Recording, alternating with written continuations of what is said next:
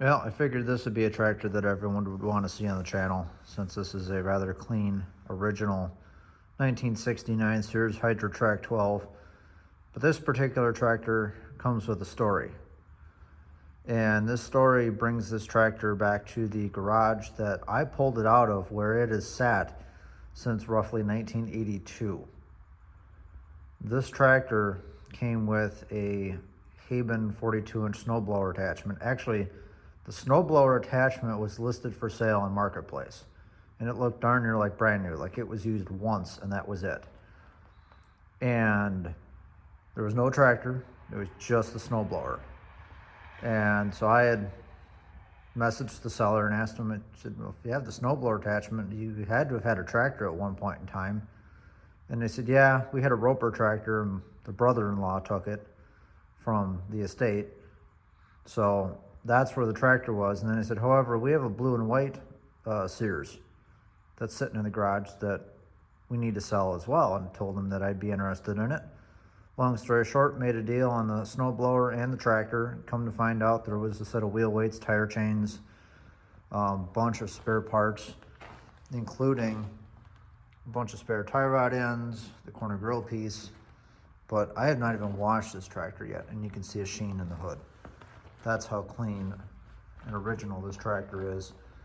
The story that I got on it is that they used this tractor from 1969 until 1982 when it was parked, and they bought the roper, and they used the snowblower on the roper for one season.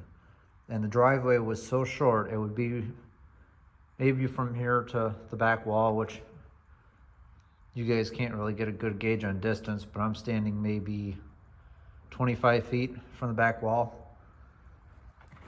25, yeah, probably about 25, 30 feet, somewhere in that ballpark. And this tractor had mowed the yard there as well, just a handful of times, and then it was just used supposedly for winter duty, but this tractor does not appear like it was used all that much. I'm sure there's some rust showing on the hubcaps, but the tires have next to no wear on them. The battery that is in this tractor, and I actually had the stickers in the house. There were stickers underneath the hood from when it was serviced. They were getting ready to fall off, so I carefully took them off before I brought the tractor back. But the battery that is in this tractor was installed in 1980. May of 1980, May 31st, 1980. So that is the last battery that has ever been in this tractor.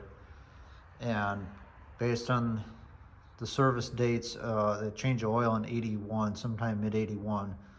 And they bought a new roper. Supposedly it was an 18T with the 18 horse Onan to replace this tractor, only because it had more power and I got a good deal on it. So that's really the story on this tractor, and that story is going to remain. All I'm going to do is put tubes in that front tire, that back tire, and potentially that back tire as well, because that one's getting a little soft. This front tire is the only one that's really holding there. But I am not going to do a gosh darn thing with this tractor besides clean it up and show it the way it is. I am going to leave this as a garage find example, and simply because I have plenty of other 69 blue hydros that are relatively clean. And frankly, once I get this tractor up and running again, the story of this tractor being parked or hasn't been run since 1981, that story is now the past. It's not a true story. So, I mean, it is, it's just that it's not a, not the lifelong story of this tractor. So my purpose of having this tractor is just to clean it up, keeping the collection the way it is. If it goes to a tractor show, it'll be pulled onto a trailer and pushed off a trailer. And then I'll just run all my other tractors around.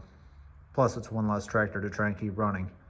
But with that being said, that's what I have to show you on the 69 Hydro. When I get the attachments out here to the farm, I will be sure to show you guys the attachments and also me cleaning the tractor up.